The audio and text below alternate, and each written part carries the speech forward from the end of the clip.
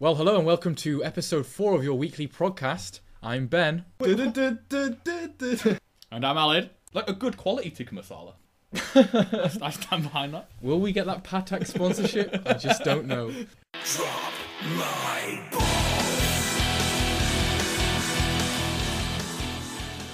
This week we're discussing Pendragon's album Passion.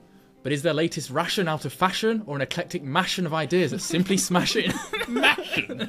Yeah. Oh. Those are officially rhymes. The internet said so. Mashing? I really did actually have to Google if those were considered rhymes or not. Oh, well, it shows, yeah. It's paid off, that has, yeah. Research well spent.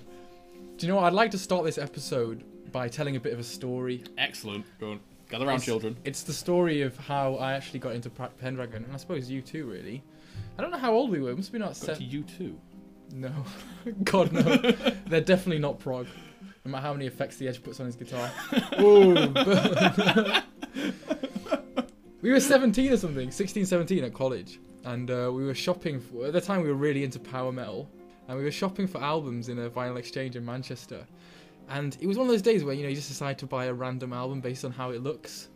And you spotted an absolute gem. And he suggested that I buy it just based on the album cover alone. Yeah, heard nothing of the band before that. But it was... See, this is a testament to how a good album cover can actually sell your records. It was Masquerade Overture, and it was in the power metal section. It was wrongly placed, as though God himself had intended it. Nick Barrett's been busily attending the CD shop, hasn't he? So we listened to it out there in Piccadilly Gardens, and I was like, "This isn't power metal at all. This is something odd and different." Remember, you just looked bewildered as you had it on your CD Walkman. Do you remember those? Back in the day. Again, another episode that makes us sound like old farts. You just looked so confused and concerned. I really wasn't expecting it, and it took me a good week or so to actually like it, and I thought, this is actually damn good stuff. Hey, all the best albums you've got to work at, though.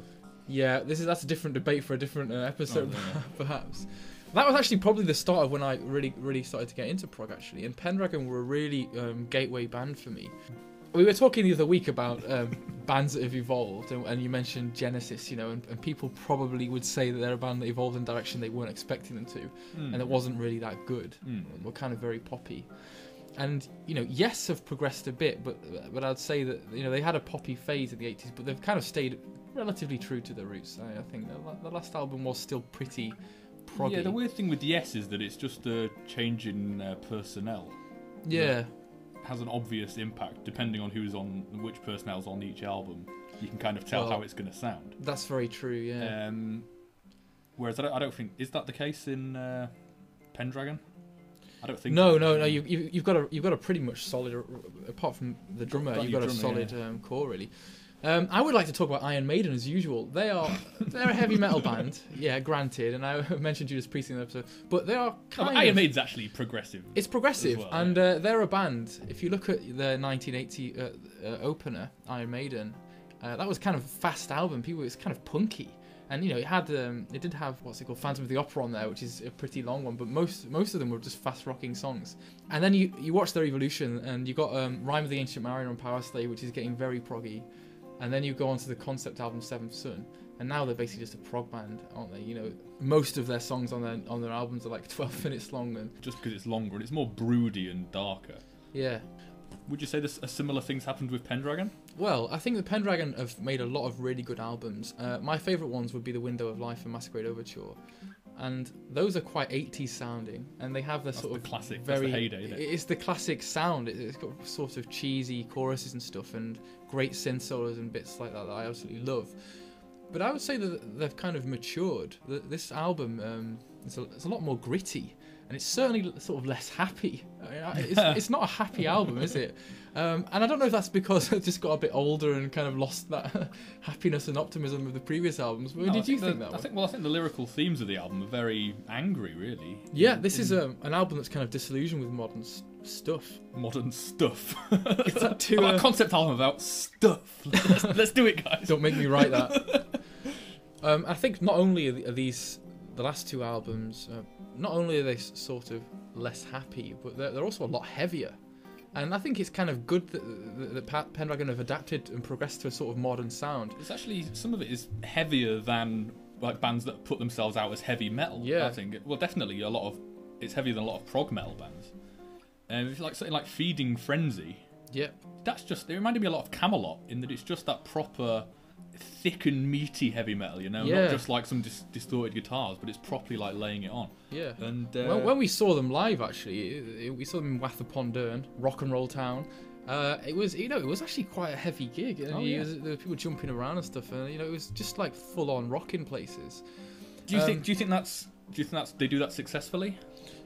I think that it's great. Yeah, I mean, I listen to those parts and think, yeah, it's refreshing, it's different, and it's not been on the previous albums, and I'm just glad. But can I just cut it and say, just because it's not been on previous Pendragon albums doesn't make it fresh.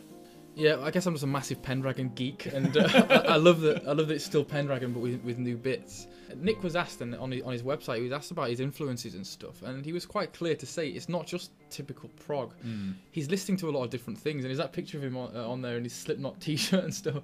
And I think it's not quite Slipknot, is it? But it's good to have influences outside of just one narrow sphere. Yeah, well, this is one of those that I think there's a difference between progressive rock, as in like the sound of progressive rock, and then there's rock that is progressive. And I think this is definitely in the latter category. Yeah. I think a lot of fans would come, as you mentioned those earlier albums, they'd come for the progressive rock, the typical kind of sound, the kind of neo-prog sound. Yeah. Whereas actually this album doesn't deliver much of that at all.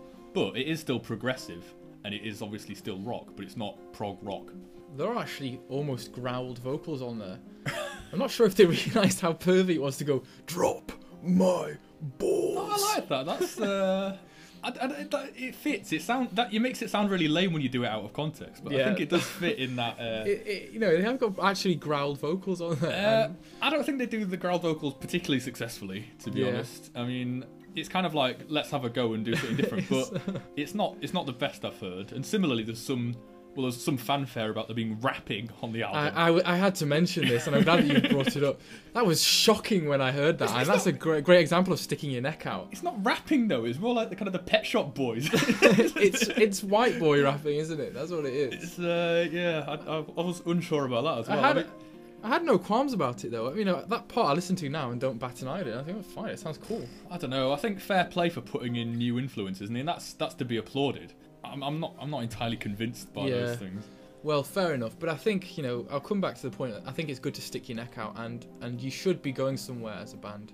Yeah, I mean, if I kind of look at bands that have changed, but they've done it well, and again I come back to Iron Maiden, they still have that kind of classical, obviously Iron Maiden or Pendragon sound. It's just that things have changed, so you'd still hear a Maiden song and they'll have the classic time changes or the chugging bits.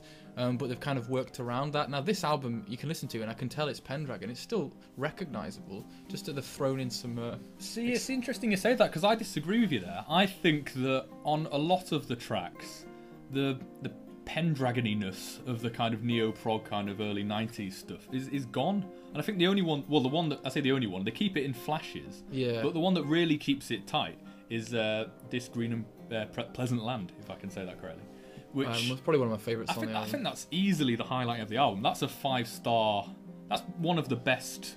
Definitely like the best of last year. I tell you what, if Oasis got back together and formed a prog band and wrote a song, they wish. But that's where it really works for me, because they've got things like there's a really Oasis kind of sounding chorus on there, like you say. But it's what is required in the song. It's not gratuitous. It's not doing it for the sake. And we said this with The Gentle Giant Acquiring the Taste. Yeah. That you just felt like they were doing it for the sake of it. And while I wouldn't say that about this album in general, I think a lot of prog bands would be afraid to do something that openly poppy, really, because the purists would be critical of that and saying sold out and all that kind of stuff. Like what happened with Genesis. This green and pleasant land.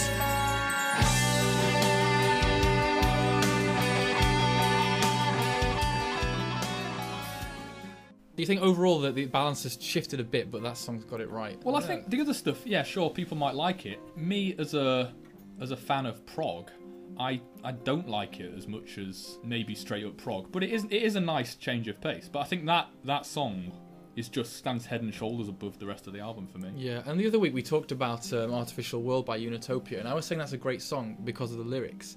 I think This Green and Pleasant Land is another example of a song where he is actually pouring his heart out. Oh, the lyrics on that are phenomenal, yeah. It's so well written, and there is a lot of feeling and emotion in that. And it's a progressive song, but it's first and foremost, it's just a guy pouring his heart out, really. And he talks about his uncle and stuff. And it's just about war, isn't it? Yeah, it's a fantastic song. And when they played that live again, I was pretty drunk on Yuki Brown, if I'm honest, but.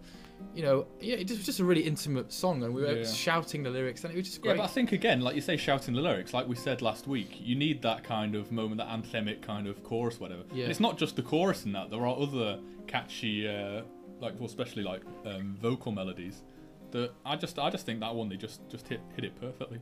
Yeah, I'd agree with you. Yeah. So check that song out if nothing more. And it's the longest one on the album, and I always like that when the best song is like a 13-minute. Yeah. Because then you feel like you're getting some meat for your money, you know? Always coming back to meat.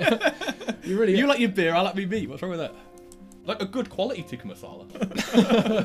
Good, have you got your hunk of bread, hunk of meat? Eating half a loaf of bread and then eating half a tin of Spam. Brilliant. Of course I do. Brilliant. There's so many food references now. Take only what you need and bring your joy.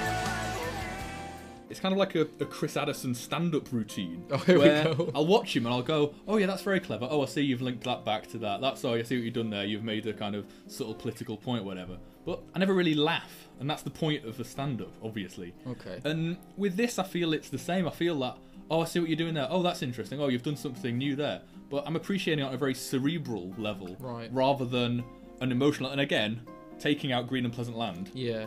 The rest of the album, I don't feel an emotional connection with it, which is a bit ironic for an album called Passion. You know? There is always that risk that you won't be able to emotionally connect with it. I didn't necessarily think that, because I guess This Green and Pleasant Land stands out at me in the middle there. But no, I appreciate what you're saying. Yeah.